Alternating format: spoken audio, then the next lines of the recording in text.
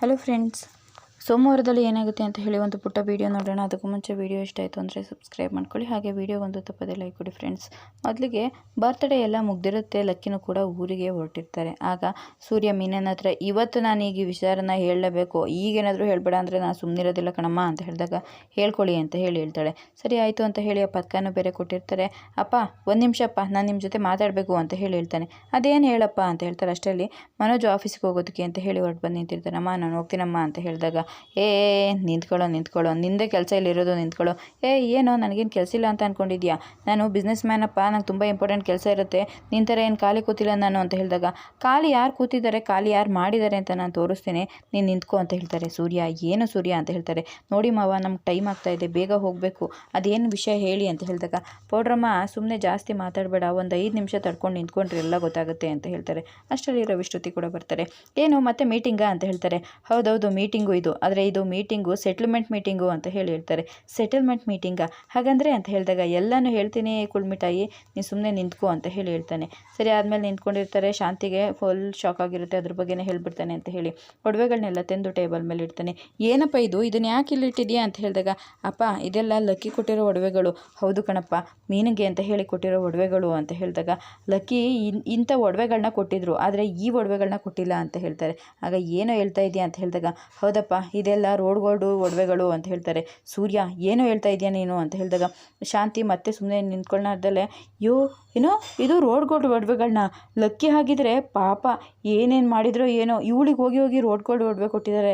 ಅವ್ರಿಗೂ ಗೊತ್ತಾಗಿದೆ ಇವಳು ಬಂಗಾರದ ಒಡವೆ ಹಾಕ್ಕೊಳ್ಳೋಕ್ಕೆ ಯೋಗ್ಯತೆಯೇ ಇಲ್ಲ ಅಂತ ಹೇಳಿ.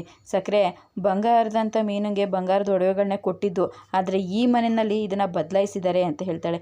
ಏನು ಹೇಳ್ತಾ ಇದೆಯಾ ನೀನು? ನಾನು ಯಾಕೋ ಈ ಮನೆಯಲ್ಲಿ ಅದನ್ನು ಬದಲಾಯಿಸಲಿ ಅಂತ ಹೇಳಿದಾಗ ನಾವು ಕೊಟ್ಟುವಾಗ ಇದು ಬಂಗಾರದಾಗೆ ಇತ್ತು, ಆದರೆ ನೀನು ನಮಗೆ ಕೊಟ್ಟಾಗ ಇದು ರೋಡ್ ಗೋಲ್ಡ್ ಆಗಿರೋದು ಅಂತ ಹೇಳ್ತಾರೆ.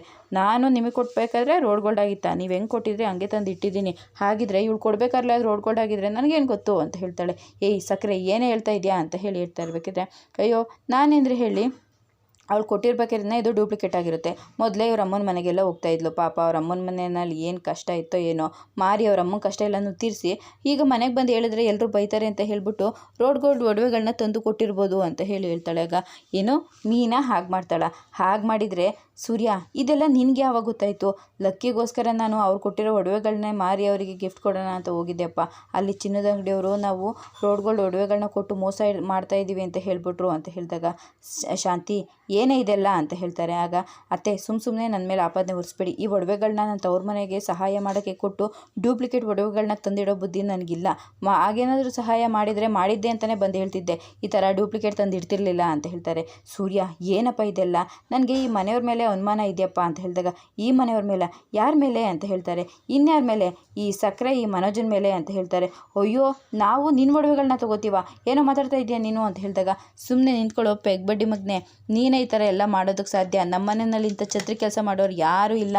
ಸಕ್ಕರೆ ಸಹಾಯ ತಗೊಂಡು ಮಾಡಿದ್ಯಾ ಇಲ್ಲ ಅಂದರೆ ಅವ್ರಿಗೆ ಗೊತ್ತಿಲ್ಲದೆ ಮಾಡಿದ್ಯಾ ಅಂತ ಹೇಳ್ತಾರೆ. ಆಗ ಅಯ್ಯೋ ನನ್ನ ಮೇಲೆ ಹೇಳ್ತಾ ಇದೆಯಾ ಅಂತ ಹೇಳಿದಾಗ ಯಾಕೆ ಸುಮ್ಮನೆ ಟೆನ್ಷನ್ ಮಾಡ್ಕೊಡ್ತೀರಾ, ಪೊಲೀಸ್ನವ್ರಿಗೆ ಫೋನ್ ಮಾಡ್ತೀನಿ, ಅವರೇ ಬರಲಿ ಬಿಡಿ, ಆಮೇಲೆ ಇನ್ವೆಸ್ಟಿಗೇಷನ್ ಶುರು ಮಾಡ್ತಾರೆ ಅತ್ತೆ, ಆಗ ನಿಮ್ಮಿಂದನೇ ಶುರುವಾಗುತ್ತಲ್ವಾ ಅಂತ ಹೇಳಿ ಶ್ರುತಿ ಹೇಳ್ತಾಳೆ. ಶಾಂತಿಗೆ ತುಂಬಾ ಶಾಕ್ ಆಗಿಬಿಡುತ್ತೆ.